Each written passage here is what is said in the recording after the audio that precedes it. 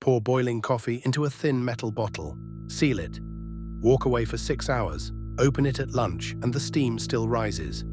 Nothing inside is heating it. No battery, no flame, no power at all.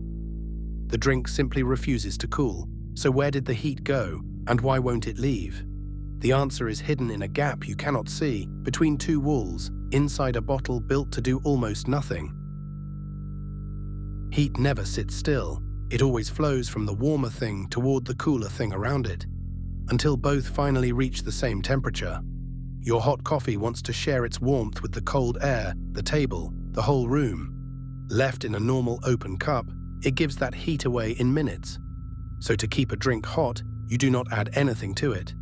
You simply block every path the heat could take to escape. Heat escapes by 3 different routes, and a flask must close every one. The first is conduction, where heat creeps through solid material it touches, like a metal spoon slowly warming in a pot. The second is convection, where moving air or liquid carries the heat away as it flows. The third is radiation, where warmth leaves as invisible light, the same way you feel the sun on your face. Block just one, and the others still drain your drink. Cut a flask in half and you find a quiet surprise. It is not one bottle, but 2, one nested snugly inside the other. The inner wall holds your drink. The outer wall faces the room. They only touch at the very top, around the rim. Everywhere else, a thin, empty space separates them. That hollow space between the 2 walls is the whole secret. And the trick is what the makers chose to put inside it. Almost nothing. From that space between the walls, the air is pumped out. What remains is a vacuum, a gap with almost no matter left in it at all. Conduction needs material to pass heat from one spot to the next, like runners handing off a baton. Empty the gap and there is suddenly nothing to carry the heat across. The baton has no one to pass to. So heat from the inner wall reaches the outer wall painfully slowly. The first route is shut. The same emptiness quietly closes the second route. Convection needs a fluid, air or liquid that can warm up, rise and carry heat along with it as it moves. But a vacuum has no air to stir. There are no currents to form, nothing to flow, nothing to drift the warmth outward. The space is simply too empty to move. So with one clever trick, removing the air, the flask defeats 2 of the 3 escape routes at once. One remains. Radiation does not need any air, so the vacuum alone cannot stop it. Heat still leaves the inner wall as invisible infrared light, glowing outward across the gap. So the makers add a mirror. The 2 surfaces facing the gap are coated with a thin, shiny silver layer, gleaming like polished metal.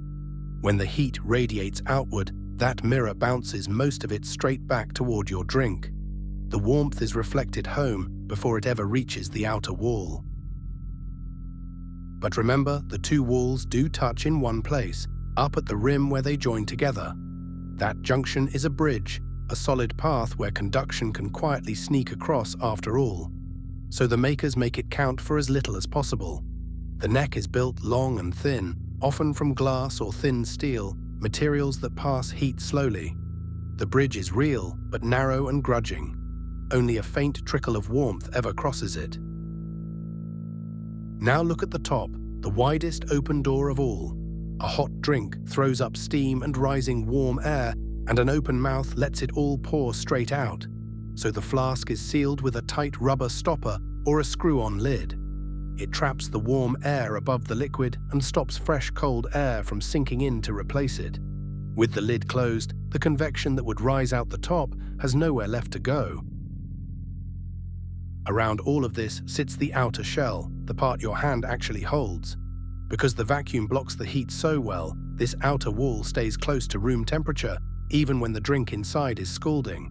That is why a good flask feels cool to grip, while the coffee stays dangerously hot.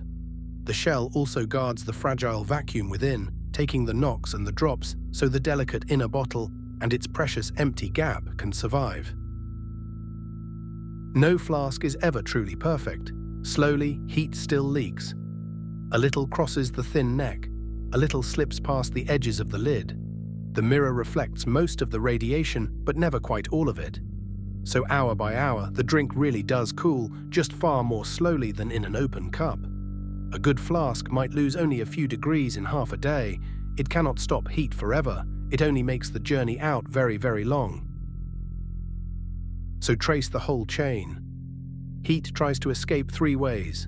The double wall creates a gap, and pumping it down to a vacuum kills conduction and convection at once. A silver mirror coating reflects the radiation back. The long, thin neck starves the one solid bridge. A sealed lid blocks the open top, and the outer shell stays cool and shields it all. 6 quiet defenses layered together, and your coffee simply waits for you, still warm. No power, no moving parts, no magic at all. Just 2 thin walls, a silver mirror, and a carefully guarded patch of almost nothing. The vacuum flask keeps your drink warm by being, almost everywhere inside, completely empty. Slice open the ordinary, and you find the clever hiding quietly within. Thanks for watching The Cutaway.